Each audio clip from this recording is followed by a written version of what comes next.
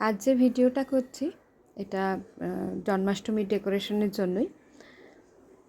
কলসি নিয়েছি, মাটির কলসি, তাকে অ্যাক্রিলিক কালার দিয়ে পুরোটা কালার করেছি, তারপর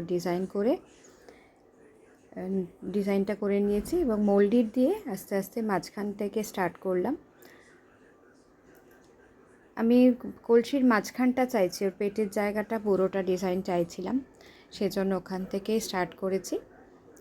রিংটা করে তারপর একটু ডিজাইন করতে হবে, যে কোনো একটা শার্প কিছু নিয়ে ডিজাইন করতে পারেন, কারণ শুধু মোল্ডিটটা থাকলে রিং করা ভালো লাগে না দেখতে পরে, তাই একটু ডিজাইন থাকলে একটা লুকটাও ভালো আসে কালার পরার পর।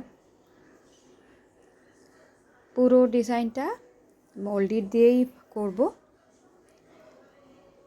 তার সাথে মিরর ওয়ার্ক যাবে। এটাকে সাদাই রাখতে চাইছি, তাই কোনো কালার করব না, মিরর ওয়ার্কের সাথে হোয়াইট কালার।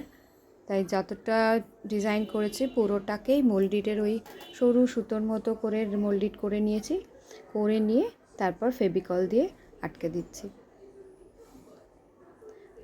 তার সাথে সাথে শার্প কিছু নিয়ে করতে পারেন।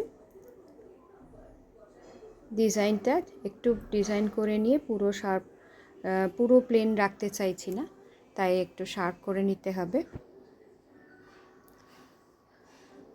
পুরো ডিজাইনটাতেই আমি একটু ওপর থেকে দেখুন শার্প জিনিস দিয়ে ডিজাইন করেছি। আমার পুরো মোল্ডিটের কাজ হয়ে গেছে। এবার সাইডের কাজগুলো একটা ভি এর মতো শেপ, আমি এটা যেরকম শেপ করেছি আপনারা দেখতে পাচ্ছেন, প্রত্যেকটাই যে কোনো জিওমেট্রিক শেপের সাথে যায়। এরপর শুধু হোয়াইট কালার দিয়ে এটাকে আবার কালার করছি। একবার কোটিং হয়ে গেছে, কিন্তু এই জায়গাটা আবার করছি, শুধু ডিজাইনের জায়গাটা করে তার পেছন দিকটাও করলাম। এবার আস্তে আস্তে যে শেপটা যেখানে রাখবে সেরকম মিররগুলো আটকে দিচ্ছি।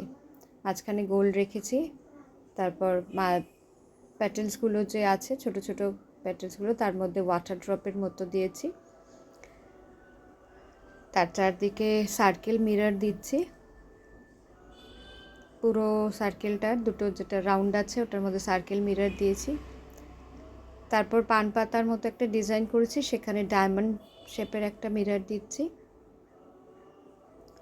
প্রত্যেকটা শেপের মধ্যে একটা করে ডায়মন্ড বসিয়ে দিয়েছি। তারপর একদম লাস্টে কর্নার তারপর মাঝখানটায় একটা ট্রায়াঙ্গেল মতো মিরর কিনেছি ছোট, সেটা বসিয়ে দিলাম। আর একদম এন্ডে যে ভি এর মতো জায়গাটা দেখছেন, ওখানেও একটা করে ওয়াটার ড্রপ বসিয়ে দিলাম।